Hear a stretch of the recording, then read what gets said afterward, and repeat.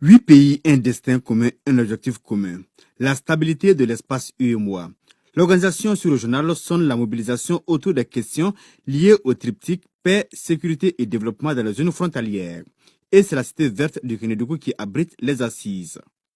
Sikasso d'abord parce que c'est assez emblématique de la position stratégique donc de cette ville, de cette région, qui a la confluence entre le Mali, le Burkina, la Côte d'Ivoire, et aussi pour tenir compte précisément de la logique engagée ici il y a un an de la tenue de la rencontre sur l'établissement d'une zone économique spéciale qui avait été inaugurée par les premiers ministres des 3 pays l'année dernière. Pour l'édile de la commune urbaine de Sikasso qui a salué le choix porté sur sa circonscription, la gangrène n'est pas encore cancérisée, mais elle fait déjà des ravages.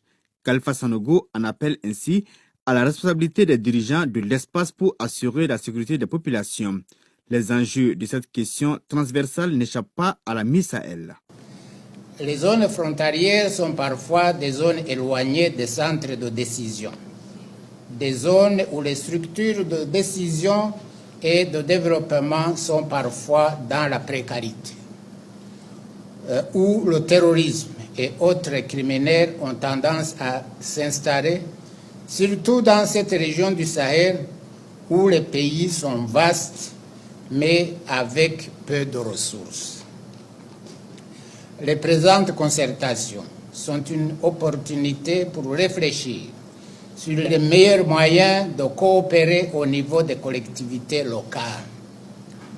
C'est une action vigoureuse au niveau local qui viendra à bout de ce que nous appelons maintenant les conflits communautaires. L'espace UEMOA ressemble donc à un no man's land, surtout la zone du littoral gourmand, avec la porosité des frontières, un problème que partagent le Mali, le Burkina Faso et le Niger. Les concertations de Sikasso visent à favoriser la mise en cohérence des efforts en faveur du développement économique dans ces zones. Me faisant l'écho de tous, je crois pouvoir dire que nous devons saisir l'occasion des concertations pour promouvoir une approche partagée et globale visant à dégager les axes d'une action collective résolue et solidaire afin de préserver la paix, la sécurité, la stabilité et le développement de notre sous-région. Dans cette même logique de paix, le chef du gouvernement a salué les efforts des différentes organisations pour la stabilité du Mali. Le chemin de la stabilité est certes long, mais le Premier ministre est optimiste. Les défis auxquels sont confrontés nos espaces transfrontaliers et par ricochet nos États ne sont pas une fatalité. Leurs solutions ne sont pas hors de notre portée.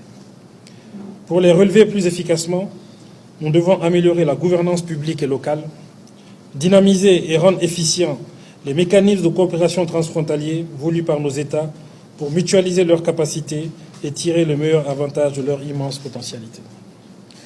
Au plan national, notre pays, le Mali, dont l'engagement en faveur de l'unité africaine est inscrit sans discontinuité dans toutes ses constitutions depuis 1960, fait montre d'une très forte volonté politique dans la mise en œuvre de la politique nationale des frontières et son plan d'action 2018-2022. Cette politique est axée sur le développement et l'équipement des zones frontalières, la coopération transfrontalière, la défense et la sécurité des zones frontalières. Comme vous le constatez, l'engagement du Mali en faveur de la coopération transfrontalière demeure intact et plus que jamais vivace. Aussi, il ne faiblira pas. Mon gouvernement souscrit à toute initiative qui concourt au renforcement de la paix et de la sécurité et à la promotion des initiatives locales et à l'épanouissement des populations. L'ombre des victimes des différentes crises a plané sur cette cérémonie. Le Premier ministre a fait observer 1 minute de silence en leur mémoire.